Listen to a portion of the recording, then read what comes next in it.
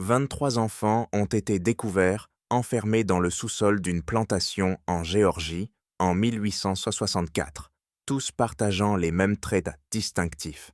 Pommettes arrossaillantes, yeux verts pâles et cheveux auburn avec des reflets dorés. Lorsque les soldats de l'Union forcèrent donc les portes en fer du domaine Thornhill, dans le comté de Burke, ils trouvèrent ces enfants regroupés dans l'obscurité, certains âgés de seulement 4 ans, d'autres approchant l'adolescence. La plus âgée, une fille de 13 ans, dit aux officiers quelque chose qui rendit les soldats vétérans physiquement malades.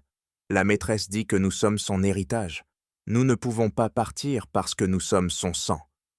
Les archives bulletines militaires du 34e régiment d'infanterie du Massachusetts mentionnent l'incident une seule fois, dans une lettre marquée confidentielle et enterrée dans les archives régimentaires pendant plus d'un siècle. Les histoires de locales du comté de Burke omettent complètement le domaine Thornhill, comme si la plantation et sa maîtresse n'avaient jamais existé. Mais elles ont bel et bien existé, et ce que Catherine Thornhill créa au cours de ces 16 années, entre la mort de son mari et l'arrivée des troupes fédérales, représente l'un des chapitres les plus troublants de l'histoire américaine. Un programme systématique de reproduction conçu pour créer des générations d'esclaves qui ne pourraient donc jamais échapper à leur servitude parce qu'ils étaient liés génétiquement à leurs propriétaires. Avant de continuer l'histoire de Catherine Thornhill et du cauchemar qu'elle a construit dans la Géorgie rurale, je dois vous demander quelque chose. Si vous écoutez cette histoire et que cela vous fait frissonner, cliquez sur le bouton s'abonner maintenant. Cette chaîne explore les recoins les plus sombres de l'histoire américaine. Les histoires qu'on n'enseigne pas à l'école, les secrets enterrés dans les sous-sols des palais de justice et les archives militaires oubliées. Et je veux savoir d'où vous écoutez. Laissez un commentaire en indiquant votre état ou votre ville. Êtes-vous près du comté de Burke, en Géorgie? Votre ville a-t-elle des secrets comme celui-ci, enfouis dans son passé? Découvrons-le ensemble. Maintenant, revenons à l'endroit où tout a commencé. Un matin froid de février 1847, lorsqu'une jeune veuve hérita d'une plantation mourante et conçut un plan qui entrait la Géorgie pendant des générations. L'hiver où Catherine Danforth Thornhill enterra son mari fut le plus froid que le comté de Burke ait connu depuis 20 ans. Le domaine Thornhill s'étendait sur 1700 acres de sol argileux, rouge, à 11 km au sud-ouest de Waynesboro, le siège du comté. En 1847, le comté de Burke était une région cotonnière, bien que moins prospère que les régions de la ceinture noire plus à l'ouest. Le sol y était épuisé, surmené par des décennies de monoculture. Les plantations qui prospéraient dans les années 1820, péninant dans les années 1840, comprimées entre la chute des prix du coton et l'augmentation des coûts. La guerre du Mexique avait drainé la main-d'œuvre, et les discussions sur l'expansion territoriale divisaient les communautés en lignes amères. Le domaine Thornhill avait autrefois été l'une des propriétés les plus prospères de la région. Le défunt mari de Catherine, Jonathan Thornhill, l'avait hérité de son père en 1838 avec 42 travailleurs esclaves, un équipement adéquat et une dette gérable. Mais Jonathan avait été un mauvais gestionnaire et un joueur enthousiaste. Lorsque la fièvre hivernale l'emporta en février 1847, le domaine était hypothéqué jusqu'au cou. Les champs produisaient à peine assez pour nourrir les travailleurs, et les créanciers tournaient comme des vautours. Catherine avait 28 ans lorsqu'elle devint veuve. Elle avait épousé Jonathan à 19 ans, un mariage stratégique arrangé par son père, Theodore Danforth, un marchand influent d'Augusta. Les Danforth étaient une vieille famille de Géorgie, descendants des colons arrivés dans les années 1730. Catherine avait été éduquée par des précepteurs privés, parlait le français assez bien et avait été élevée dans l'attente de gérer un grand ménage. Ce à quoi elle ne s'attendait pas, c'était d'hériter d'une plantation en déclin avec des dettes écrasantes et un fils de 16 ans qui la regardait avec quelque chose qui ressemblait à de la haine. Richard Thornhill était le fils de Jonathan issu de son premier mariage. Sa mère était morte en le mettant au monde en 1831 et Jonathan s'était remarié 5 ans plus tard. Richard n'avait jamais accepté Catherine, la considérant comme une interlope ayant remplacé sa vraie sœur-mère. C'était un garçon taciturne, studieux, qui passait le plus clair de son temps dans la petite bibliothèque du domaine, évitant sa belle-mère et le travail pratique de la plantation. Catherine le trouvait faible, peu pratique et beaucoup trop sentimental envers les esclaves. Il avait un jour suggéré qu'on leur apprenne à lire, une idée si dangereuse que Catherine lui avait interdit d'en parler à nouveau. La plantation elle-même reflétait son déclin. La maison principale était une structure à 2 étages en briques de blanchie, à la chaux, avec 6 colonnes sur le porche avant, construite en 1805 dans le style fédéral. La peinture s'écaillait sur les cadres des fenêtres et le toit fuyait à 3 endroits. Les meubles à l'intérieur étaient un mélange de pièces héritées de la famille de Jonathan et de remplacements bon marché achetés lorsque les bonnes pièces avaient été vendues pour rembourser les dettes de jeu. Derrière la maison principale se trouvait le bâtiment de la cuisine, le fumoir, la laiterie et le cottage du régisseur, tous dans un état similaire de délabrement. Plus loin, au-delà d'une ligne de chênes verts recouverte de mousse espagnole, se trouvaient les quartiers où vivait la population esclave. En 1847, 31 personnes restaient sur la propriété. 11 hommes, 13 femmes et 7 enfants. 16 autres avaient été vendus au cours des 3 années précédentes pour satisfaire les créanciers de Jonathan. Ceux qui restaient savaient que d'autres ventes allaient les suivre. La peur planait sur les quartiers comme le brouillard sur la rivière Savannah. Catherine passa le premier mois après la mort de Jonathan dans une sorte de fureur contrôlée. Elle rencontra l'avocat du domaine, Ambrose Talbert, qui lui présenta ses options en termes bruts: vendre la propriété et les travailleurs restants pour régler les dettes, et peut-être avoir assez pour vivre modestement à Augusta, sous le toit de son père, ou trouver un moyen de rendre la plantation à nouveau rentable, ce que Talbert considérait comme improbable, étant donné l'état du marché du coton et les ressources épuisées de la propriété. Aucune option n'était acceptable pour Catherine. Retourner à Augusta signifierait admettre l'échec, vivre comme une célibataire dépendante dans la maison de son père, marquée à jamais comme la veuve incapable de conserver son héritage. Mais elle reconnaissait aussi que la gestion traditionnelle de la plantation ne sauverait pas le domaine Thornhill. La terre était épuisée, le matériel était vieux. Les esclaves restants étaient insuffisants en nombre pour travailler les champs de coton de manière rentable, et elle n'avait pas d'argent pour en acheter davantage. C'est lors d'une de ces nuits blanches, en examinant les comptes de la propriété à la lueur des chandelles, que Catherine conçut son plan. L'idée lui vint avec la froide logique du désespoir. Si elle ne pouvait pas se permettre d'acheter des travailleurs, elle les ferait naître, mais pas de la manière aléatoire dont la plupart des plantations procédaient, offrant de petites incitations aux couples pour avoir des enfants, et attendant 15 ans que ces enfants deviennent des ouvriers productifs. Non, Catherine envisageait quelque chose de beaucoup plus systématique, plus contrôlé. Elle créerait une population de travailleurs liés biologiquement au domaine, qui ne pourraient jamais être vendus parce qu'ils seraient ses propres descendants, et qui auraient une loyauté instinctive envers la plantation car cela serait littéralement dans leur sang. Le plan était monstrueux, mais pour Catherine, il était aussi élégant. Elle était encore assez jeune pour avoir des enfants. Elle sélectionnerait les hommes les plus forts et les plus sains parmi la population esclave et concevrait des enfants avec eux. Ces enfants seraient élevés en connaissant leur parenté, recevraient un traitement légèrement meilleur que les autres pour garantir leur loyauté, et, à maturité, seraient associés à des femmes esclaves pour produire la génération suivante. En 20 ans, Catherine calcula qu'elle pourrait avoir une main-d'œuvre de 50 personnes ou plus, toutes liées au domaine Thornhill par des liens plus profonds que la propriété légale. Elle commença à tenir un journal pour élaborer les détails. Ce n'était pas un journal intime de sentiments personnels.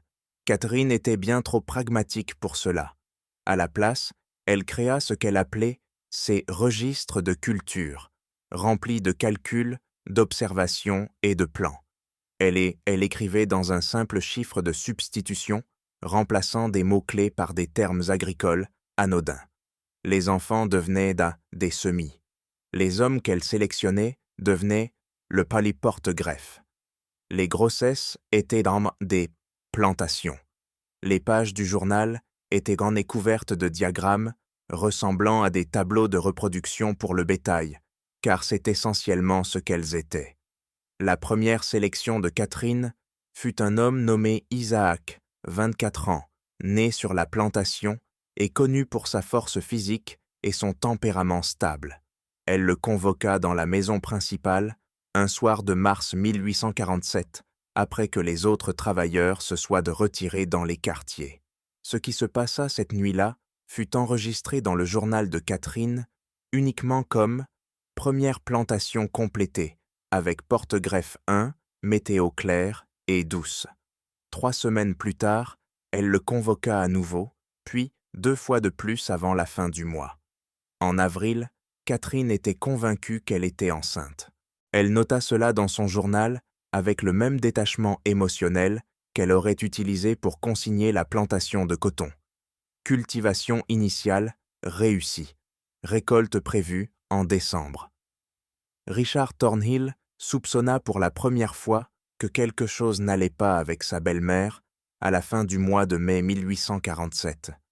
Il remarqua qu'elle avait cessé de faire ses promenades matinales autour de la propriété, prétextant que la chaleur la gênait alors que l'été géorgien venait à peine de commencer. Elle prenait ses repas plus fréquemment dans sa chambre et avait congédié la domestique qui l'assistait habituellement, préférant gérer ses affaires elle-même. Pour une femme aussi soucieuse des apparences que Catherine, ce retrait était inhabituel. Mais c'est une conversation que Richard surprit au début du mois de juin qui l'alarma véritablement. Il se trouvait dans la bibliothèque, caché derrière l'une des grandes étagères, lorsque Catherine rencontra Myriam Grayson dans le salon adjacent. Madame Grayson était la sage-femme locale, une femme aux traits aigus, âgée de 50 ans, qui assistait aux naissances tant pour les familles Leblanche que pour les familles esclaves du comté de Burke. Richard la connaissait un peu. Elle jouissait d'une réputation de praticienne compétente, mais aussi de quelqu'un qui posait peu de questions et gardait les confidences. « Vous êtes absolument certaine de votre état » demanda Madame Grayson, d'un ton professionnel et sec. « Absolument certaine » répondit Catherine. « Je pense vers le début décembre. » « Et M. Thornhill est décédé en février, vous dites ?» Il y eut une pause. Richard se pressa contre l'étagère, retenant son souffle. « Mon défunt mari et moi avons été intimes en janvier, » dit Catherine calmement, peu avant sa maladie finale.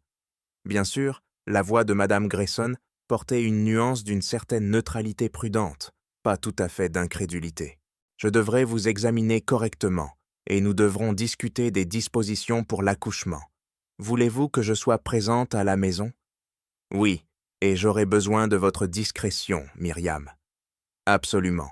Vous l'aurez, comme toujours. » Richard attendit que les 2 femmes quittent la pièce avant de sortir de sa cachette. Ses mains tremblaient. Les calculs ne correspondèrent pas. Son père avait été alité tout le mois de janvier, à peine conscient la plupart du temps, secoué de fièvre et de frissons.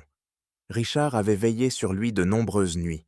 Il n'y avait aucune possibilité de relation intime entre son père et Catherine, ce qui signifiait que l'enfant que portait Catherine avait été conçu après la mort de Jonathan en mars ou avril, avec quelqu'un d'autre. Les implications rendirent Richard malade. Si la rumeur se répandait que Catherine avait conçu un enfant hors mariage, le scandale détruirait le peu de réputation qu'il restait à la famille. Les créanciers tenteraient immédiatement de saisir la propriété. La famille Danforth d'Augusta la renierait. Mais au-delà des conséquences pratiques, Richard était consterné par la tromperie elle-même. Catherine avait l'intention de faire passer cet enfant pour l'héritier légitime de son père, de mentir à tout le monde, de bâtir son avenir sur une fondation de fraude. Il examina ses options. Il pouvait confronter Catherine directement, mais il n'avait que 16 ans et elle détenait toute l'autorité légale sur le domaine. Il pouvait aller voir l'avocat Talbert à Westborough. Mais sans preuve, ce serait sa parole contre celle de Catherine, et en tant que mineur, son témoignage aurait peu de poids. Il pouvait écrire à son grand-père Danforth, à Augusta, mais Catherine lisait tout le courrier sortant du domaine. Richard commença donc à observer Catherine attentivement, à la chercher des preuves, à essayer de comprendre ce qu'elle préparait. Il remarqua qu'elle convoquait régulièrement Isaac à la maison principale, toujours après la tombée de la nuit, toujours lorsque le régisseur était en ville ou occupé ailleurs sur la propriété. Il vit que le comportement de Catherine envers Isaac différait de son traitement des autres esclaves, pas exactement de la gentillesse, mais moins hostile, ouvertement. Elle lui parlait en phrases complètes, plutôt qu'en ordre sec. En juillet, Richard était certain qu'Isaac était le père de l'enfant de Catherine. Cette réalisation le remplit d'horreur, non seulement face à la violation des frontières sociales et légales, mais aussi face à ce que cela révélait sur le caractère de Catherine. Elle avait froidement et délibérément choisi de concevoir un enfant avec un homme esclave, de prétendre que cet enfant était celui de son défunt mari et de maintenir ce mensonge indéfiniment. Quel genre de femme était capable d'une telle tromperie calculée? Une partie de la réponse se présenta à lui début août, lors d'un des rares déplacements de Catherine à Westborough. Richard cherchait des documents légaux relatifs au domaine. Il avait vaguement pensé trouver quelque chose qui lui donnerait un levier sur Catherine lorsqu'il découvrit un journal relié en cuir, caché dans un tiroir verrouillé du bureau de Catherine. La serrure était assez simple pour qu'un adolescent déterminé de 16 ans puisse la crocheter. Le journal était écrit en chiffres, mais Richard avait toujours été doué pour les énigmes. Il lui fallut 3 jours, travaillant en secret chaque fois que Catherine était absente, pour déchiffrer le schéma de substitution de base. Ce qu'il lut le glaça d'effroi. Catherine n'avait pas seulement une liaison avec Isaac, elle mettait en œuvre un programme de reproduction délibéré. Le journal détaillait avec un froid méthodique son plan de concevoir plusieurs enfants avec des hommes esclaves sélectionnés, d'élever ces enfants dans le cadre de la main-d'œuvre de la plantation, puis de les faire se reproduire entre eux et avec d'autres esclaves, afin de créer une population toujours croissante de travailleurs liés génétiquement au domaine Thornhill et à Catherine elle-même. Il y avait des tableaux, des calculs de naissance prévus sur des périodes de 5 ans, des notes sur les hommes présentant des caractéristiques physiques souhaitables, des spéculations sur l'héritabilité de traits comme la force, l'intelligence et le tempérament. Cela ressemblait à un manuel d'élevage de bétail, sauf que le bétail était humain. Richard copia plusieurs pages du journal, traduisant le chiffre en anglais clair, sa main tremblant tellement qu'il pouvait à peine tenir le stylo. C'était une preuve, c'était la preuve de la dépravation de Catherine. Il pouvait l'apporter aux autorités, il pouvait la dénoncer. Mais ce soir-là, à dîner, Catherine le regarda avec ses yeux verts froids et dit nonchalamment « Richard, es-tu allé récemment dans mon bureau? Certains de mes papiers semblent avoir été déplacés. » « Non, madame, » mentit Richard, la gorge serrée. « Je garde certains documents enfermés pour une bonne raison, » continua Catherine, coupant sa viande avec des gestes précis. « Si je découvrais que quelqu'un avait violé ma vie privée, brisé ma confiance de manière aussi fondamentale, j'aurais peur de devoir prendre des mesures sérieuses. Comprends-tu? » « Oui, madame. »« Bien. Parce que la loyauté familiale est tout, Richard, tout. Sans elle, nous ne sommes que des animaux se déchirant entre eux. » Elle sourit, mais son sourire n'atteignit pas ses yeux. « Je sais que tu aimais beaucoup ton père. Je détesterais que sa mémoire soit ternie par un scandale, surtout un scandale pouvant émerger au sein de sa propre maison. » La menace était claire. Si Richard essayait de dénoncer Catherine, elle trouverait un moyen de retourner la situation contre lui, le peignant comme un beau-fils perturbé et rancunier, inventant des mensonges sur une veuve en deuil. Qui les gens croiraient-ils? Une maîtresse de plantation respectée d'une famille influente ou un adolescent maladroit, connu pour son ressentiment envers sa belle-mère? Richard retourna dans sa chambre cette nuit-là et brûla les pages qu'il avait copiées, mais continua à observer Catherine, et il commença à se sentir de plus en plus mal. Tout commença par de la fatigue. En septembre, Richard se retrouvait épuisé dès le milieu de l'après-midi, incapable de se concentrer sur ses livres. Son appétit diminua. Il développa des maux de tête fréquents qui rendaient la réflexion difficile. En octobre, il ressentait une faiblesse musculaire et des douleurs abdominales occasionnelles. Catherine manifesta une grande inquiétude. Elle insista pour que Richard reste au lit. Elle préparait elle-même ses repas, lui apportant des bols de soupe et des assiettes d'aliments mous. Elle fit venir Madame Grayson pour l'examiner. La sage-femme, qui servait également de praticienne médicale générale, en l'absence d'un vrai médecin, diagnostiqua un épuisement nerveux compliqué par une possible consommation. Elle prescrivit repos, air frais lorsque Richard se sentait suffisamment fort et un tonique spécial que Catherine se procurait dans une pharmacie à Augusta. La tuberculose frappe souvent les jeunes hommes de disposition sensible, dit Catherine à Richard en ajustant ses oreillers avec attention. Ton père avait un cousin qui en était mort à ton âge.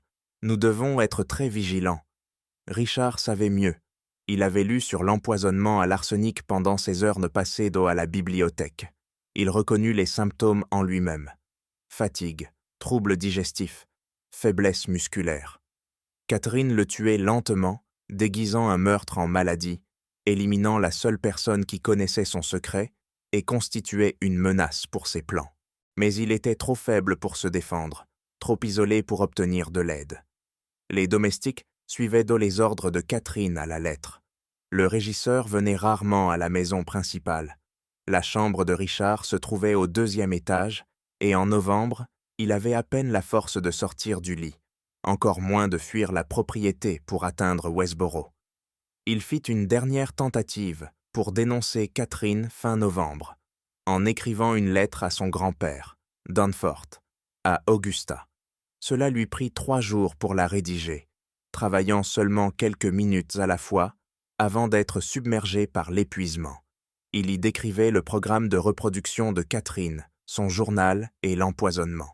Il scella la lettre et la confia à l'une des jeunes domestiques, une fille nommée Pearl, la suppliant de l'envoyer à Westboro sans que Catherine le sache. Pearl prit la lettre mais, terrifiée par ce qui pourrait arriver si la maîtresse découvrait son secret, elle le dit à Catherine. Catherine lut la lettre sans expression, puis la brûla dans la cheminée sous les yeux de Richard. « Tu es très malade, mon chéri, » dit-elle doucement, presque tendrement. « La fièvre affecte ton esprit. Tu imagines des choses qui ne sont pas réelles. C'est une miséricorde, en vérité. Tu ne devras plus souffrir longtemps. » Richard Thornhill mourut le 3 décembre 1847, 3 semaines avant son 17e anniversaire. Le docteur Samuel Pritchard, de Westboro, appelé pour constater le décès, nota la consommation comme cause et remarqua que le jeune homme s'était consumé à une vitesse tragique. Catherine pleura avec dignité aux funérailles et porta le deuil pendant 1 année entière. 4 jours après l'enterrement de Richard, Catherine donna naissance à un fils en bonne santé. Elle le nomma Jonathan, d'après son défunt mari, et affirma qu'il était né légèrement prématuré, ce qui expliquait habilement toute question sur le calendrier. Peu de gens dans le comté de Burke essayèrent donc de reculer depuis la naissance pour comparer avec le veuvage de Catherine, et ceux qui le firent gardèrent ça à leur suspicion pour eux-mêmes. Ce n'était pas un sujet à discuter ouvertement. Entre 1848 et 1856, le domaine de Thornhill se transforma de manière presque miraculeuse aux yeux des observateurs extérieurs. La plantation, autrefois au bord de la faillite, retrouva progressivement stabilité et prospérité. La production de coton augmenta et la main-d'œuvre asservie grandit. Catherine se forgea une réputation de maîtresse de plantation astucieuse, quoique quelque peu recluse, qui gérait sa propriété avec une efficacité rare. Mais cette efficacité avait un coût terrible et caché. Catherine donna naissance à 4 autres enfants entre 1848 et 1853, des filles nommées Elellanena, Abigail et Margaret, et un autre fils, Samuel. Chaque naissance fut assistée uniquement par Miriam Grayson, désormais profondément complice des plans de Catherine. La sage-femme recevait un paiement généreux, largement supérieur à ses tarifs habituels, plus un petit cottage au bord de la propriété pour y vivre sans payer de loyer. Le rôle de Madame Grayson allait au-delà de l'accouchement. Elle s'assurait que les femmes asservies de la propriété n'aient né des enfants que selon les plans de Catherine. Quand des grossesses survenaient en dehors des pairs contrôlés, ce qui arrivait inévitablement, Madame Grayson fournissait des abortifs, des composés végétaux provoquant des fausses couches. Elle réalisait ces procédures dans une petite pièce derrière le cottage du surveillant, loin de la maison principale et de tout témoin. Les femmes, soumises à ces avortements forcés, en parlaient peut-être rarement, même entre elles. Le traumatisme était profond, le deuil inexprimable dans un système qui leur refusait toute autonomie sur leur corps. Mais des murmures circulaient malgré tout. Des histoires de femmes enceintes une semaine, saignant la semaine suivante, à qui l'on disait avoir perdu l'enfant naturellement, alors que tous soupçonnaient l'implication de Madame Grayson. Une femme, Ruth, tenta de résister.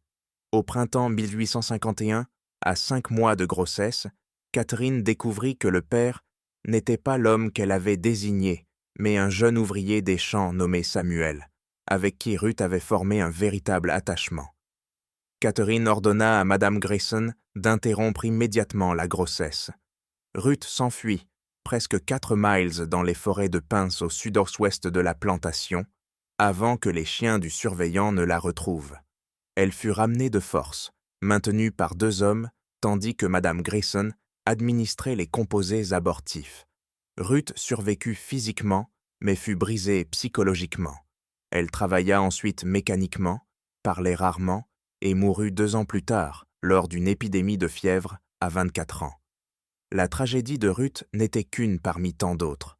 En 1856, le programme de Catherine avait produit 7 enfants à elle, tous élevés dans un espace liminal particulier.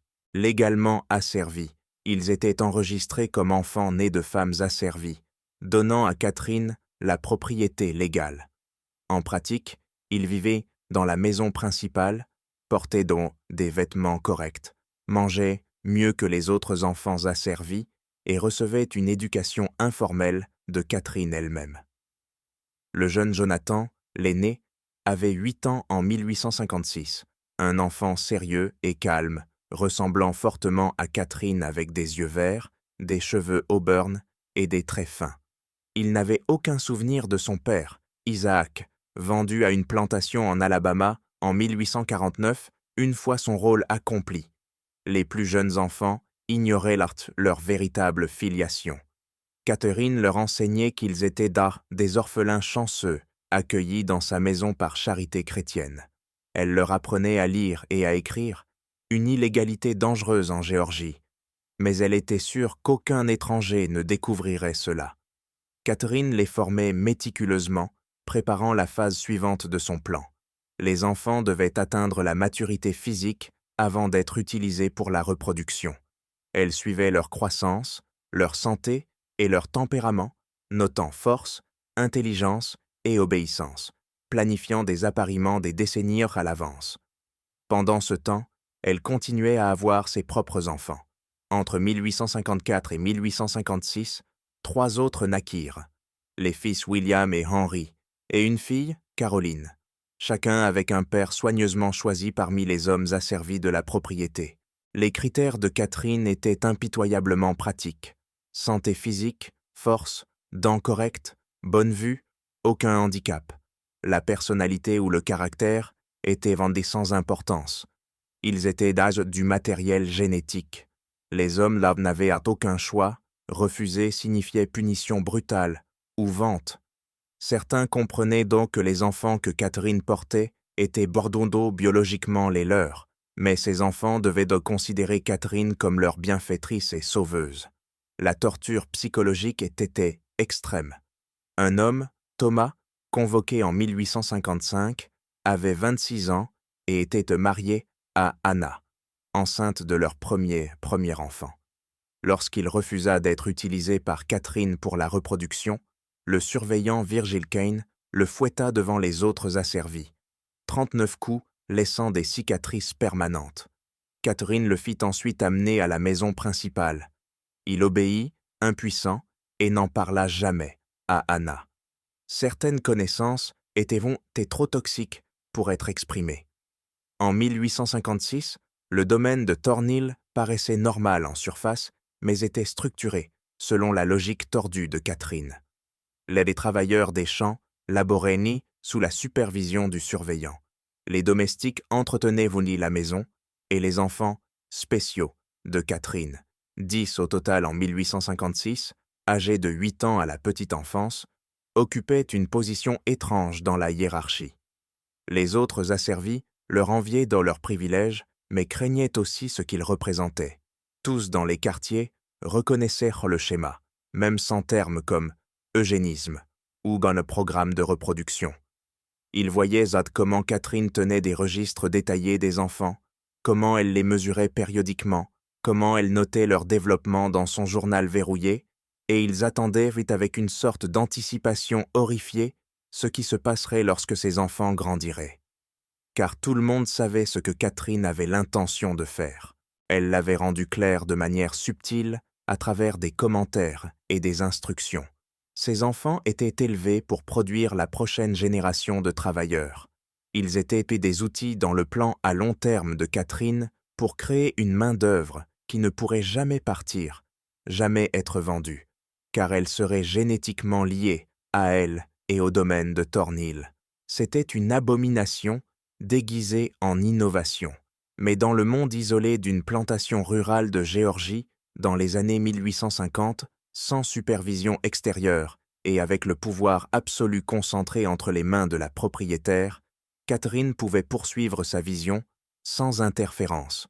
La seule personne qui représentait une menace potentielle était l'avocat Talbert à Westboro, qui gérait les affaires légales de la succession et avait donc accès à des registres qui pourraient y soulever des questions. Mais Talbert était un homme pratique qui valorisait ses clients rentables. Et en 1856, le domaine de Thornhill devenait rentable. Les rendements de coton s'amélioraient. La main-d'œuvre augmentait grâce au programme de reproduction de Catherine, sans coût d'acquisition. Les dettes étaient remboursées. Talbert ne posait pas de questions inconfortables, car il bénéficiait du succès de Catherine. L'isolement de la plantation aidait à maintenir le secret. Thornhill Estate se situait à 7 miles de Westboro, relié par une route cahoteuse, souvent impraticable en hiver. Les voisins étaient peu nombreux. La plantation la plus proche était à 3 miles. Catherine recevait rarement des visiteurs et décourageait les visites sociales. Lorsqu'elle interagissait avec d'autres familles de planteurs, généralement à l'église le dimanche ou lors de rassemblements occasionnels à Westboro, elle se présentait comme une veuve respectable, gérant la propriété de son défunt mari avec vertu chrétienne et sagesse pratique. Personne ne soupçonnait l'horreur systématique qui se déroulait derrière les murs de briques blanchies de la maison principale et dans les quartiers au-delà des chênes. Sud. C'était peut-être l'aspect le plus inquiétant de toute la situation. Le programme de reproduction de Catherine était monstrueux, mais aussi logique dans le cadre d'une société qui traitait déjà les êtres humains comme des biens à acheter, vendre et reproduire à volonté. Elle avait simplement suivi la logique sous-jacente de l'esclavage jusqu'à l'une de ses conclusions les plus horribles. Mais les systèmes construits sur une telle injustice profonde contiennent les graines de leur propre destruction. Le changement venait en Géorgie et dans tout le Sud, même si en 1856, peu de gens pouvaient imaginer à quel point violemment il surviendrait. À la fin des années 1850, les tensions augmentaient dans le comté de Burke et dans toute la Géorgie. La question de l'expansion de l'esclavage dans de nouveaux territoires dominait la politique nationale. La violence dans le territoire du Kansas, où les colons pro-esclavage et anti-esclavage s'entretuaient littéralement, était discutée avec anxiété au tribunal de Westboro. L'élection présidentielle de 1856, qui porta James Buchanan au pouvoir, fit peu pour résoudre les conflits fondamentaux qui déchiraient par le pays. Catherine prêtait peu attention à la politique. Son attention restait concentrée sur Thornhill Estate et son programme à long terme. En 1859, ses enfants aînés approchaient d'âne de l'adolescence. Jonathan avait 11 ans, Elena 10 ans, Abigail 9 ans. Ils étaient encore trop jeunes pour la phase de reproduction du plan de Catherine, mais elle préparait déjà l'avenir, choisissant quelle jeune femme asservie serait des partenaires appropriés lorsque le moment viendrait. C'est à cette époque que Catherine construisit ce qu'elle appelait la Moïdi salle du patrimoine, dans une aile est de la demeure précédemment inutilisée. Elle dit aux domestiques que ce serait un espace de stockage pour les archives familiales et les souvenirs. En réalité, c'était un sanctuaire pour son programme de reproduction. La pièce était sans fenêtre, éclairée par des lampes à huile, avec des murs recouverts d'étagères et une grande table au centre. Sur les étagères, Catherine rangeait ses journaux codés. 3 volumes reliés en cuir d'ici 1859, retraçant chaque naissance, chaque accouplement, chaque observation sur le développement des enfants. Elle conservait également de petits flacons en verre, chacun étiqueté avec un nom et une date, contenant des mèches de cheveux de chaque enfant. Ces échantillons étaient disposés en rangées, organisés par génération et parenté, un archive physique de ses expériences génétiques. Sur la table, Catherine avait dessiné de grands arbres généalogiques à l'encre, montrant non pas les relations familiales réelles, mais ses accouplements planifiés pour les générations futures. Des lignes reliaient dans les noms avec des notes sur les résultats anticipés. Constitution robuste, dents saines, intelligence, tempérament docile. Cela ressemblait à des tableaux de reproduction pour chiens de concours ou chevaux de course, sauf que les noms étaient humains. Abigail était associée au fils de Thomas, Jacob, Élénore au fils d'Isaac, Marcus, qui naîtrait en 1862, Margaret au neveu de Samuel, Peter. Catherine passait des heures dans cette pièce, planifiant des décennies à l'avance, imaginant Thornhill peuplé de 100 travailleurs, ou plus, tous descendants d'elle, tous liés génétiquement et psychologiquement à la terre. Dans son esprit, elle créait quelque chose de révolutionnaire, une plantation qui ne connaîtrait jamais de pénurie de main-d'œuvre, qui ne nécessiterait jamais l'achat coûteux de nouveaux travailleurs, qui ne risquerait jamais des évasions massives, car la population asservie n'aurait nulle part où aller. Ils étaient, dit sa famille, au sens le plus littéral. La mise en œuvre pratique de cette vision exigeait que Catherine exerce un contrôle encore plus strict sur les structures sociales de la plantation. Elle commença à séparer les enfants en différents groupes selon leur rôle dans son programme. Les enfants spéciaux, ses propres enfants biologiques, continuaient à vivre dans ou près de la maison principale. Les autres enfants asservis étaient tenus à distance, dormant dans les quartiers, travaillant dans les champs dès qu'ils étaient en âge. Mais Catherine avait aussi besoin de ses autres enfants. Ils étaient nécessaires pour le mélange génétique qu'elle envisageait. Elle mit donc en place un système de manipulation subtile, offrir de petits privilèges aux familles coopératives, menacées de séparation et de vente celles qui résistaient. La pression psychologique était immense et constante. Une femme nommée Violette, mère de 3 enfants, se retrouva dans une situation impossible. En 1860, Catherine décida que la fille aînée de Violette, une jeune fille de 14 ans nommée Sarah, devait être associée à l'un des ouvriers plus âgés, un homme dans la trentaine nommé Elijah. Sarah était terrifiée. Elle était encore enfant, et Elijah était assez âgé pour être son père. Violette supplia Catherine d'attendre pour donner plus de temps à Sarah. La réponse de Catherine fut froide. « Vous avez 2 filles plus jeunes, Violette. Préférez-vous que je les vende pour régler cette affaire? Ou Sarah fera-t-elle son devoir envers cette plantation et envers vous ?» Sarah fut associée à Elijah cet automne-là. Elle donna naissance à une fille 9 mois plus tard et mourut des complications de l'accouchement. Elle avait 15 ans. Violette ne se remit jamais de cette perte. Elle continua à travailler mécaniquement, sans parler à personne, et en 1862, elle marcha dans la rivière Savannah et se noya. Mais des tragédies, comme celle de Sarah et Violette, restaient invisibles aux yeux des observateurs extérieurs. Lorsque des visiteurs venaient à Thornhill Estate, ce qui était rare, ils voyaient une plantation bien gérée, avec des champs soignés, une maison imposante et une main-d'œuvre apparemment bien nourrie et logée. L'horreur était soigneusement cachée, enterrée dans les quartiers, verrouillée dans la salle du patrimoine, codée dans les journaux de Catherine. Puis vint 1860 et tout changea. Abraham Lincoln fut élu président. La Caroline du Sud fit sécession de l'Union en décembre. La Géorgie suivit en janvier 1861, avec des délégués à la Convention de sécession à Milledgeville, votant 208 contre 89 pour quitter les États-Unis et rejoindre les États confédérés d'Amérique. La guerre éclata en avril avec le tir sur Fort Sumter. Initialement, beaucoup de Géorgiens pensaient qu'il s'agirait d'un conflit court, quelques mois, peut-être un an, et que la Confédération établirait son indépendance.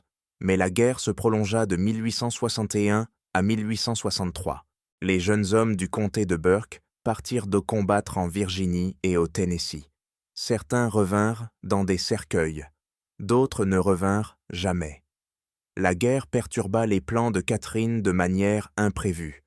Le contremaître, Virgil Quinn, s'enrôla dans l'armée confédérée en 1861 et fut tué à Shiloh en avril 1862. Trouver un remplaçant fut difficile. La plupart des hommes de Blant Valley étaient partis à la guerre. Catherine finit par embaucher un vieil homme nommé Silas Kendrick, trop âgé pour le service militaire. Kendrick était moins brutal que Kane, mais aussi moins efficace pour maintenir la discipline et le contrôle. La population asservie du domaine de Thornhill commençait à percevoir les changements dans la dynamique du pouvoir. Les nouvelles circulaient à travers les réseaux d'esclaves qui reliaient les plantations de toute la Géorgie. Des rumeurs murmuraient sur les victoires de l'Union, des bruits selon lesquels Lincoln avait émis une proclamation libérant les esclaves dans les territoires confédérés, et des spéculations sur ce qui se passerait si les Yankees arrivaient dans le Sud. Catherine resserra son contrôle autant qu'elle le pouvait. Elle confina la population asservie à la plantation, interdisant à quiconque de partir, même pour rendre visite à des proches, sur les propriétés voisines. Elle augmenta légèrement les rations pour réduire la tentation de fuir, et elle accéléra son programme de reproduction, poussant certains enfants à des unions plus tôt qu'elle ne l'avait initialement prévu. Jonathan, son fils aîné, eut 15 ans en décembre 1862. Catherine décida qu'il était prêt. Elle avait choisi une jeune fille nommée Rachel, âgée de 16 ans, fille de l'un des ouvriers des champs. Rachel n'avait aucun mot à dire dans cette affaire. En février 1863, Catherine organisa le mariage de Jonathan et Rachel dans une cérémonie qu'elle célébra elle-même dans la maison principale, une parodie de mariage sans valeur légale, conçue uniquement pour donner un vernis de respectabilité à cette union de reproduction. Jonathan, qui avait été élevé isolé des autres esclaves et conditionné à considérer Catherine comme sa bienfaitrice, accepta cet arrangement sans poser de questions. Il ne comprenait pas ce qui lui avait été fait, n'avait aucune conscience que Catherine était sa mère biologique, et n'avait aucune notion de l'ampleur du mal de toute la situation. Rachel, traumatisée et réduite au silence, ne dit rien. Mais d'autres observaient dans les quartiers. Ils voyaient Catherine unir ses enfants, spéciaux, ceux qu'elle avait élevés dans la maison principale, avec les autres jeunes esclaves. Ils comprirent que c'était la prochaine étape du plan que Catherine avait préparé depuis toutes ces années, et une rage silencieuse et désespérée commença à grandir dans les quartiers, une rage qui ne pourrait se libérer que lorsque les circonstances tourneraient enfin en leur faveur. Le printemps 1863 apporta de terribles nouvelles au comté de Burke. Les pertes confédérées s'accumulaient. L'armée de l'Union contrôlait le Mississippi après la chute de Vicksburg. En juillet, l'invasion de la Pennsylvanie par Lee se solda par un désastre à Gettysburg. Les pénuries de nourriture, de tissus et de fournitures de base rendaient la vie de plus en plus difficile, même pour les familles blanches de la plantation. Pour la population asservie, les conditions devinrent encore plus dures, alors que Catherine rationnait tout de manière plus sévère. Mais quelque chose d'autre se passait au domaine de Thornhill, quelque chose que Catherine tentait désespérément de cacher au monde extérieur. Les enfants qu'elle avait élevés et destinés à la reproduction, commençaient à prendre conscience de leur véritable parenté. Tout commença avec Elellanena, la deuxième fille de Catherine, âgée maintenant de 14 ans. Elle avait toujours été la plus observatrice des enfants de Catherine, celle qui posait des questions inconfortables. En mai 1863, alors qu'elle aidait Catherine à organiser des papiers dans le bureau, Eleanor découvrit l'un des journaux codés que Catherine avait négligemment laissé déverrouiller. Elellanena avait appris à lire grâce à Catherine elle-même. Elle était intelligente, curieuse et ennuyée par le peu de matériel de lecture disponible dans la maison. Le chiffre du journal l'intrigua. Elle passa 3 semaines à travailler dessus en secret, de la même manière que Richard l'avait fait 16 ans plus tôt, décodant lentement le schéma de substitution.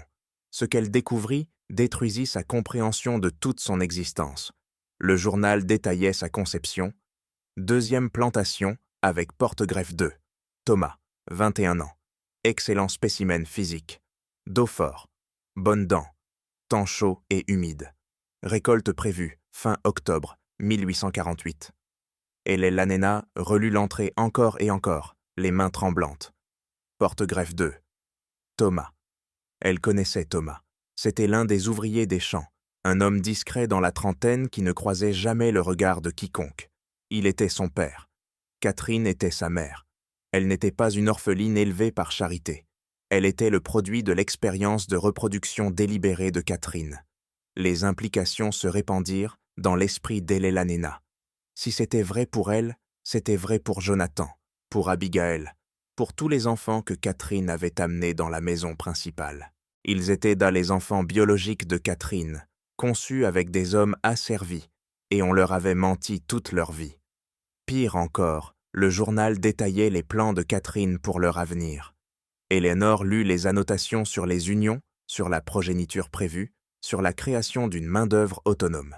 Elle vit son propre nom dans l'un des tableaux, relié par une ligne à quelqu'un appelé Marcus Isaac, fils à naître en 1862. Union avec Eleanor, prévue en 1865. Eleanor se sentit physiquement malade. Catherine avait l'intention de l'unir à un garçon qui n'était même pas encore né pour la forcer à avoir des enfants qui seraient asservis sur cette plantation pour toujours, la transformant en un autre outil de reproduction dans ce système cauchemardesque. Elle confronta Catherine cette nuit-là, la voix tremblante de rage et d'horreur.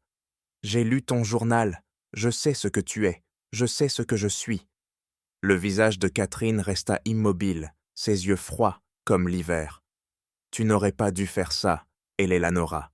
Tu aidais ma fille. Thomas est ton père, et tu sais que j'avais prévu de nous reproduire comme des animaux. » Eleanor réussit à peine à articuler ces mots. « Assieds-toi, » ordonna Catherine. « Non, assieds-toi. » La menace dans la voix de Catherine était indubitable. Elellanena s'assit, tout son corps tremblant. Catherine faisait les 100 pas dans la pièce, son esprit travaillant visiblement sur le problème que représentait désormais Elellanena. Enfin, elle parla. « Tu es assez intelligente pour comprendre la position dans laquelle nous nous trouvons. Alors, je vais parler clairement. Oui, je suis ta mère biologique.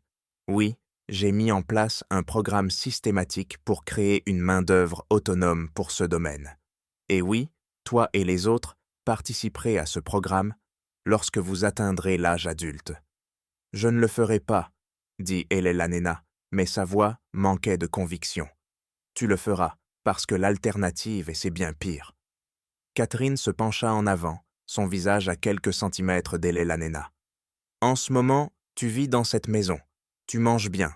Tu portes des vêtements corrects. Tu sais lire et écrire. Que crois-tu qu'il se passera si tu refuses de coopérer? Je te vends. Je te vends à une plantation en Alabama ou au Mississippi, où ils font travailler les ouvriers des champs jusqu'à la mort en 5 ans, où les femmes sont brutalement maltraitées comme routine, où la capacité à lire ou écrire vaut un fouet, ou pire. Est-ce ce que tu veux? » Eleanor ne dit rien, les larmes coulant sur son visage. « Je ne le pensais pas. » Catherine se redressa. « Tu ne parleras pas de cela à tes frères ou sœurs. Tu n'en parleras à personne dans les quartiers. Tu continueras ta vie exactement comme avant. Et lorsque le moment viendra pour toi de remplir ton rôle dans l'avenir de cette famille, tu le feras. Comprends-tu? Oui, murmura Elel'Anena. Mais Catherine avait commis une erreur critique. Elle avait révélé la vérité sans contrôler adéquatement l'information. Elel'Anena parla aux autres, pas immédiatement, mais progressivement et prudemment. Elle raconta d'abord à Jonathan, lui montrant les passages du journal qu'elle avait mémorisés. La réaction de Jonathan fut différente de celle d'Elel'Anena. Il avait été tellement conditionné par Catherine, tellement isolé de tout cadre alternatif pour comprendre le monde, qu'il avait du mal à voir ce qui n'allait pas dans le plan de Catherine. « Elle nous donne une meilleure vie », dit Jonathan, confus par la colère d'Elénor. « Nous aurions pu travailler dans les champs. Au lieu de ça, nous sommes ici. Nous sommes des propriétés, Jonathan. Nous sommes des esclaves. Notre propre mère nous a asservis. Elle nous protège. Elle nous maintient, ensemble. Si nous étions vendus, nous serions séparés, envoyés dans différents endroits. Ainsi, nous restons ensemble. Nous restons à Thornhill. » Elel'Anena comprit avec horreur que Jonathan avait été trop bien endoctriné. Il ne pouvait pas voir la cage que Catherine avait construite autour d'eux tous. Mais Abigail, 13 ans, vive comme un éclair, comprit immédiatement quand Elel'Anena lui expliqua. Et Margaret, 12 ans, comprit aussi. Les plus jeunes étaient encore trop jeunes pour tout saisir pleinement. Mais les plus âgés savaient d'eux maintenant. Ils savaient de ce qu'ils étaient et ce que Catherine avait prévu pour eux. Cette connaissance changea l'atmosphère dans la maison principale. Catherine le sentit, ce changement dans l'air, la façon dont ses enfants la regardaient, maintenant. Il y avait de la peur, oui, mais aussi autre chose, du calcul, de l'attente. Ils attendaient ni leur moment, et Catherine le savait. Elle considéra ses options. Elle pouvait vendre les enfants plus âgés, éliminer le problème, mais cela aurait gaspillé des années d'investissement et de planification.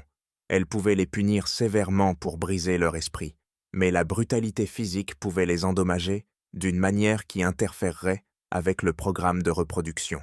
Elle avait besoin qu'ils soient en bonne santé, capables d'avoir des enfants. Ainsi, Catherine choisit une autre approche. Elle démontrerait les conséquences de la désobéissance par quelqu'un d'autre.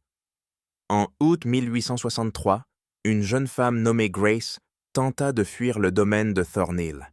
Elle avait 17 ans, était enceinte et désespérée. Elle avait été associée à l'un des ouvriers des champs contre sa volonté, et elle ne pouvait supporter l'idée de mettre un enfant dans ce système.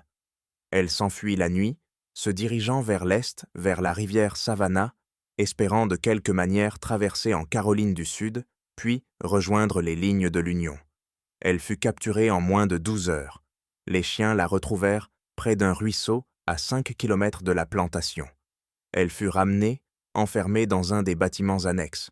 Le lendemain matin, Catherine rassembla tout le monde, tous les esclaves, y compris ses enfants spéciaux de la maison principale, dans la cour entre les quartiers et le manoir.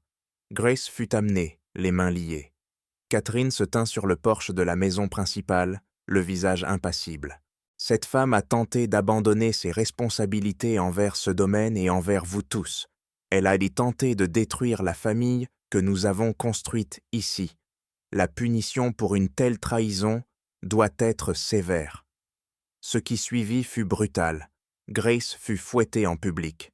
20 coups administrés par le contremaître, âgé Kendrick, qui exécuta la punition avec une grimace de réticence. Catherine fit regarder tous les enfants, y compris ses propres enfants biologiques. Le message était clair. Voilà ce qui arrive à ceux qui tentent de partir. Mais Catherine avait encore mal calculé. La punition publique n'effraya pas la population asservie en vue de la soumission. Au contraire, cela leur clarifia quelque chose. Catherine était prête à utiliser la violence extrême pour maintenir son contrôle, ce qui signifiait qu'elle avait peur. Et si elle avait peur, cela signifiait qu'ils avaient ni plus de pouvoir qu'ils ne l'avaient réalisé. Des murmures commencèrent à circuler dans les quartiers dans les semaines qui suivirent. Des murmures sur l'attente du bon moment. Des murmures sur ce qui se passerait lorsque la guerre finirait. Parce qu'elle finirait sûrement. Et que les Yankees viendraient de sûrement dans le sud. Et que les choses changeraient sûrement. Tout ce qu'il devait Vandover faire, c'était survivre jusque-là. Elena entendait ces murmures. Elle commença à passer du temps près des quartiers quand Catherine ne regardait pas, développant des relations avec les autres esclaves dont elle avait été séparée toute sa vie. Elle apprit des choses que Catherine ne lui avait jamais dites, sur son père Thomas, sur les autres hommes utilisés par Catherine, sur les femmes qui étaient mortes ou brisées par le programme de Catherine. Un soir d'octobre, Elena rencontra un groupe de femmes esclaves plus âgées dans les bois, au-delà des quartiers. Elles s'assirent en cercle dans l'obscurité, parlant à voix basse. Une femme nommée Hope, dans la quarantaine, regarda Elena avec quelque chose entre la pitié et le respect. « Ta maman, elle pense qu'elle a fait quelque chose de spécial ici, » dit Hope doucement. « Elle croit qu'elle a créé une famille, mais tout ce qu'elle a fait, c'est créer des gens qui la détestent d'une manière qu'elle ne peut même pas comprendre. » « Que se passera-t-il quand la guerre se terminera ?» demanda Eleanor. « Ça dépend de qui gagne, » répondit Hope. « Les des Yankees gagnent, nous sommes libres. Les Confédérés gagnent, les choses restent du pareil, ou s'aggravent. Mais dans tous les cas, ta maman ne pourra plus continuer ce qu'elle faisait. Trop de gens savent, trop de gens sont en colère. Quelque chose doit céder. »« Et si nous faisions en sorte que ça cède ?» demanda Elena. Les femmes la regardèrent en surprise. Hope se pencha en avant. « Que dis-tu, enfant?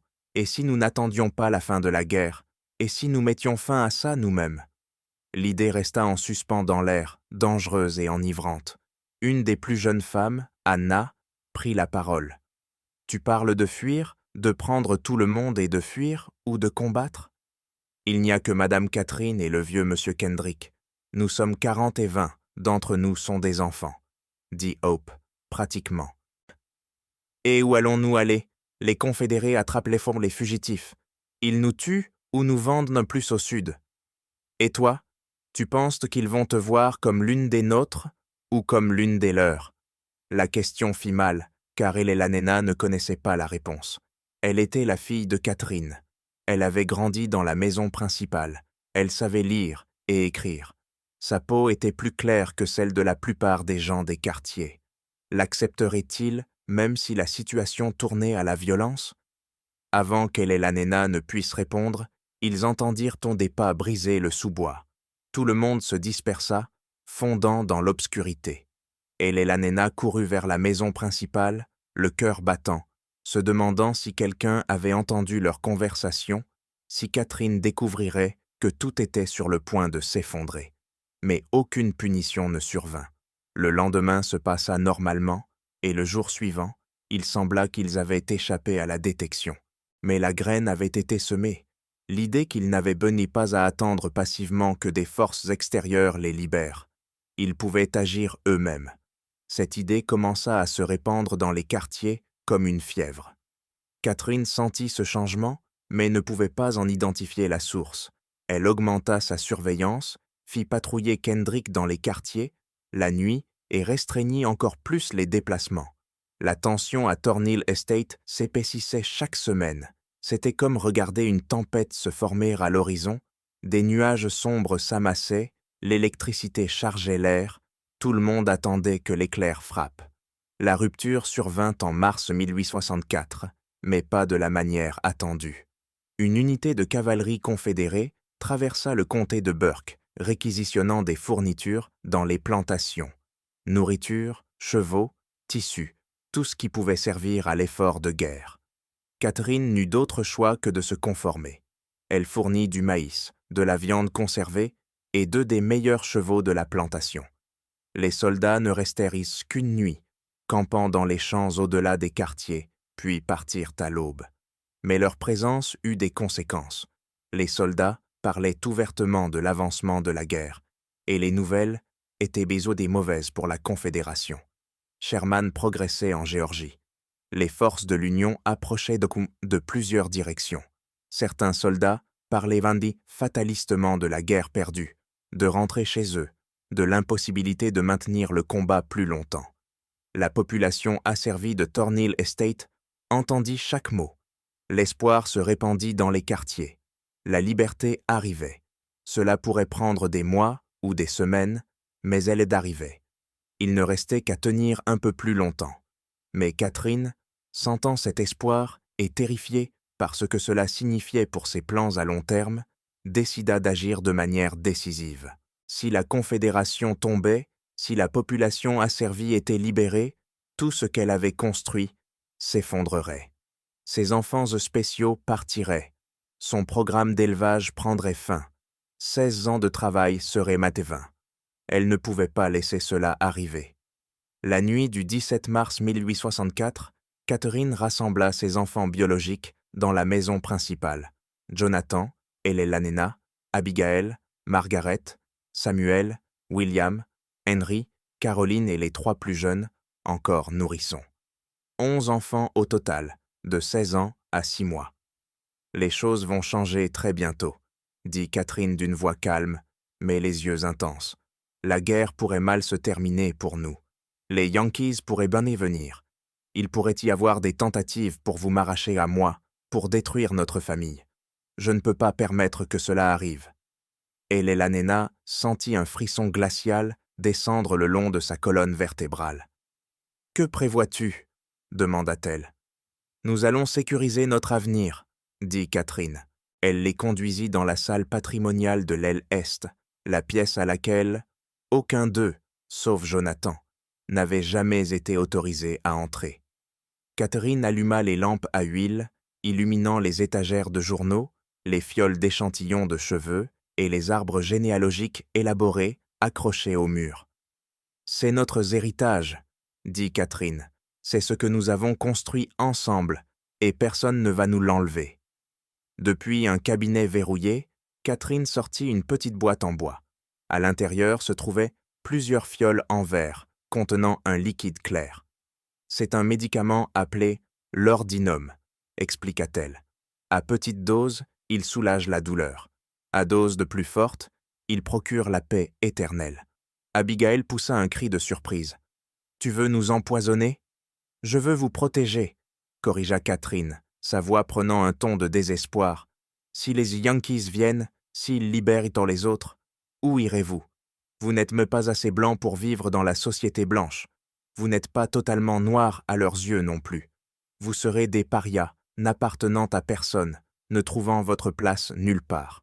Est-ce mieux que de rester ici, rester ensemble, rester avec moi? » « Oui, » dit fermement Éléanore, « n'importe quoi vaut mieux que ça. » Le visage de Catherine se durcit. « Vous êtes trop jeune pour comprendre. Vous êtes tous trop jeunes. Mais je suis votre mère, et je sais ce qui était le mieux pour cette famille. » Elle s'avança vers les fioles, mais Jonathan se plaça entre elle et les autres. Il avait 16 ans, presque aussi grand que Catherine, et quelque chose dans son visage avait changé. « Non, » dit-il doucement. « Jonathan, ne sois pas fou. Tu comprends le plan.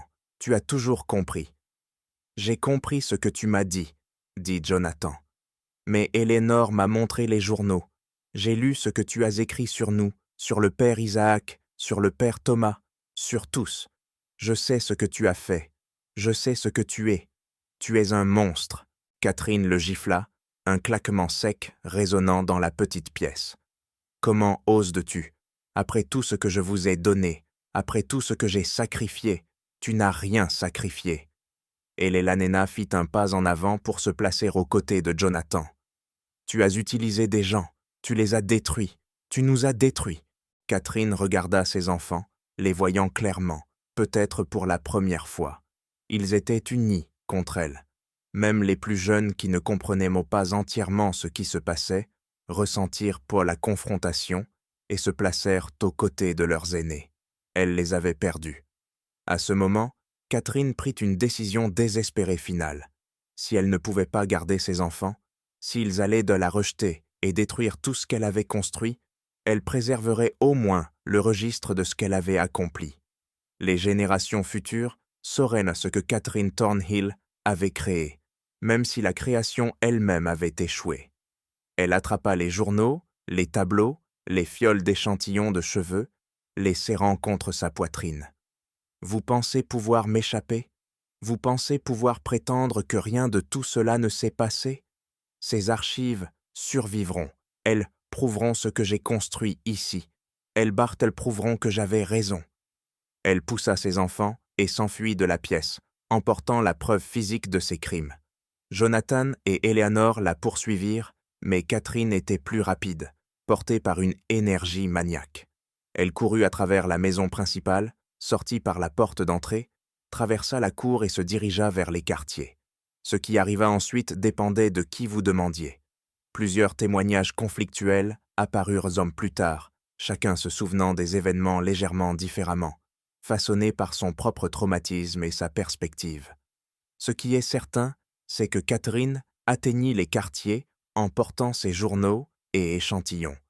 Ce qui est certain, c'est que la population asservie, alertée par le tumulte, sortit de ses cabanes pour voir la maîtresse qui les avait tourmentés pendant 16 ans, courir vers eux dans l'obscurité, serrant les preuves de ces atrocités. Ce qui est certain, c'est que quelqu'un, peut-être Hope, peut-être un des hommes, peut-être plusieurs personnes à la fois, décida que c'était le moment.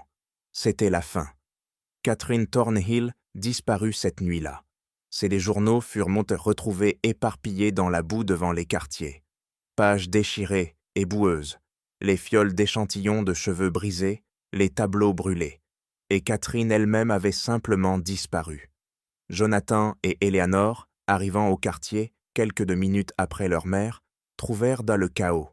Des gens criaient, couraient dans différentes directions. L'odeur âcre de la fumée, où quelqu'un avait allumé un feu pour brûler les papiers de Catherine. « Mais non, Catherine, où est-elle » demanda Jonathan. Hope le regarda avec une expression qu'il ne put déchiffrer. « Disparue, c'est tout ce que tu dois savoir. Elle est partie et ne reviendra pas. »« Qu'est-ce que vous lui avez fait ?»« Ce qu'elle méritait, » répondit simplement Hope. « Maintenant tu as un choix, garçon. Tu peux t'énerver contre ta mère, ou tu peux comprendre que justice a été faite ici ce soir et laisser tomber. » Jonathan regarda Eleanor. Le visage de sa sœur était pâle, les yeux grands ouverts, mais elle hocha lentement la tête. « Laisse tomber, » murmura-t-elle. Le lendemain matin, Catherine Thornhill fut déclarée disparue. Le vieux monsieur Kendrick, le surveillant, fouilla la propriété mais ne trouva rien. Il signala la disparition au shérif de Westboro, qui vint enquêter mais conclut finalement que Madame Thornhill avait probablement fui la région, craignant l'avancée des forces de l'Union, une hypothèse raisonnable vu la détérioration de la situation militaire. Personne dans les quartiers ne parla de ce qui s'était passé. Jonathan, Eleanor et les autres enfants ne dirent en rien. Le registre officiel indique simplement que Catherine Thornhill disparut dans la nuit du 17 mars 1864 et ne fut jamais revue. Mais tout le monde à Thornhill Estate connaissait la vérité, même s'il ne l'exprimait jamais à voix haute. Catherine avait été tuée cette nuit-là. Son corps avait été disposé quelque part sur les 1700 acres de la plantation, et ses enfants, sa progéniture biologique, ses expériences d'élevage, son héritage, avaient choisi de laisser ces meurtriers impunis parce qu'ils comprenaient que leur mère avait mérité son destin. La guerre se termina 14 mois plus tard. L'armée du général Sherman traversa la Géorgie à la fin de 1864, bien qu'elle passât à 30 miles au nord du comté de Burke et ne vint jamais directement à Thornhill Estate. La Confédération s'effondra en avril 1865. La liberté arriva pour la population asservie de Géorgie grâce à une combinaison d'occupation militaire, du 13e amendement et du simple fait que le système de servitude ne pouvait plus être maintenu. À Thornhill Estate, la transition fut compliquée. Jonathan, en tant qu'aîné des enfants de Catherine, avait une certaine revendication légale sur la propriété, mais son statut était ambigu. Légalement esclave selon la loi de Géorgie, mais aussi héritier biologique de Catherine. L'avocat Talbot à Westboro tenta de démêler le chaos, mais finit par abandonner. La propriété tomba dans une sorte de limbe légal. La plupart des anciens esclaves quittèrent Thornhill Estate dans les semaines suivant l'émancipation. Ils se dispersèrent à travers la Géorgie et au-delà, cherchant des membres de leur famille vendus des années auparavant, cherchant des opportunités dans les villes ou mettant simplement le plus de distance possible entre eux et le souvenir de leur souffrance. Certains restèrent, du moins au début. Hope resta, aidant à organiser ceux qui n'avaient nulle part où aller. Thomas resta, le père biologique d'Eleanor, qui enfin, après 16 ans, put reconnaître ouvertement sa fille. Ils eurent une conversation sur Catherine, sur ce qui lui avait été fait, ainsi qu'à Eleanor, puis ils n'en parlèrent plus jamais. La douleur était trop profonde, trop liée à l'injustice fondamentale de toute la situation. Et Lelanena elle-même resta à Thornhill Estate jusqu'en 1867. Elle apprit, dans ces années après la guerre, comment exister en tant que personne libre, bien que les traumatismes psychologiques de son enfance ne guérissent jamais complètement. Elle finit par déménager à Savannah, où elle travailla comme couturière, et épousa un charpentier nommé William Foster. Elle n'eut jamais d'enfant. Elle ne parla jamais publiquement de sa mère, ni de son enfance. Lorsqu'elle mourut en 1903, sa nécrologie ne fit aucune mention de Thornhill Estate ou du comté de Burke. Jonathan resta plus longtemps à la plantation, essayant de travailler la terre avec un petit groupe d'hommes affranchis qui étaient y restés. Mais le marché du coton était déprimé, le sol épuisé, et la réputation de la propriété avait commencé à se répandre dans la communauté noire du comté de Burke. En 1869, Jonathan abandonna et quitta la plantation. Il dériva vers l'ouest, s'installant finalement au Texas sous un nom d'emprunt. Il mourut en 1891 et ses rares possessions comprenaient un petit carnet où il avait écrit maintes fois en petits caractères. « Je n'ai pas choisi ça. Je n'ai pas choisi ça. Je n'ai pas choisi ça. » Thornhill Estate elle-même se détériora rapidement. La maison principale fut partiellement brûlée dans un incendie suspect en 1871. Les structures restantes tombèrent en ruine. La terre fut finalement saisie pour impôts impayés et vendue aux enchères en 1878 à une compagnie forestière qui abattit les vieux arbres et divisa la propriété en parcelles. Mais en 1871, quelque chose fut découvert qui ramena toute l'histoire sous l'attention du public, du moins brièvement. Un foreur travaillant sur une propriété voisine perça accidentellement un ancien système situé sur l'ancienne terre de Thornhill. À l'intérieur du système, à 30 pieds d'arri sous terre, se trouvait un squelette. Les restes étaient pour la plupart intacts, préservés par les conditions fraîches et sèches. Ils appartenaient à une femme, probablement dans la trentaine ou la quarantaine. Des morceaux de tissu suggéraient une robe des années 1860. Un médaillon en métal corrodé, trouvé près du squelette, contenait 2 portraits, miniatures, un homme et un jeune garçon. Le coroner de Willsboro examina les restes et conclut que la femme était morte d'un traumatisme crânien. Le squelette fut enterré dans une tombe non marquée au cimetière du comté. Le registre officiel identifia les restes seulement comme « femme inconnue découverte sur l'ancienne propriété de Thornhill, 1871 ». Mais la communauté noire du comté de Burke savait de qui il s'agissait. L'histoire avait été transmise à voix basse dans les cuisines et les églises, un langage codé qui protégeait ceux qui avaient été présents cette nuit de mars 1864. Il savait donc que Catherine Thornhill avait été tuée par les gens qu'elle avait asservis et brutalement exploités. Il savait bon que son corps avait été caché dans un puits profond ou un système souterrain. Il savait qu'une forme de justice avait été rendue. Au fil des années, d'autres informations émergèrent, bien que toujours fragmentaires et incomplètes. En 1889, un homme sur son lit de mort en Alabama confessa à un ministre qu'il avait aidé à assassiner sa ancienne maîtresse en Géorgie pendant la guerre. Il ne donna aucun nom, aucun détail, mais le ministre nota la confession dans ses archives. En 1902, une femme à Savannah, la petite-fille de Hope, écrivit un court mémoire mentionnant la nuit où la maîtresse diabolique disparut et personne ne la pleura. La preuve la plus accablante apparut en 1923, lorsqu'un historien recherchant l'histoire de la guerre civile dans le comté de Burke découvrit une cache de lettres dans le sous-sol du palais de justice. Parmi elles se trouvait une lettre de 1865 du capitaine de l'Union Samuel Reynolds, qui avait commandé l'une des premières unités fédérales à entrer dans le comté après la fin de la guerre. Reynolds écrivit « Nous avons découvert des preuves inquiétantes sur une propriété appelée Thornhill Estate, des indications d'expériences systématiques d'élevage menées par la défunte propriétaire sur des personnes asservies, y compris sa propre progéniture biologique. Les détails sont trop grotesques pour être entièrement relatés, mais plusieurs témoins ont confirmé que la femme, Catherine Thornhill, avait mis en œuvre un programme pour créer une population d'esclaves auto-perpétuante par reproduction forcée à travers les générations. Les témoins nous ont également informé que Madame Thornhill disparut en mars 1864, et bien qu'ils n'aient pas déclaré explicitement ce qui s'était passé, leur signification était assez claire.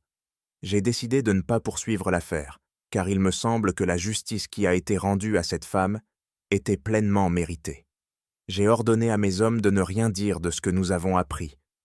Ici, la lettre fut archivée et oubliée jusqu'en 1954, lorsqu'un étudiant diplômé la trouva en faisant des recherches pour sa thèse sur la reconstruction en Géorgie. Il tenta de vérifier l'histoire en interrogeant des résidents âgés du comté de Burke qui auraient pu se souvenir des histoires familiales de l'époque. La plupart prétendirent ne rien savoir. Une femme de 93 ans, arrière-petite-fille d'un des esclaves de Thornhill Estate, dit seulement « Certaines choses devaient arriver. Certaines personnes ont fait ce qui devait être fait.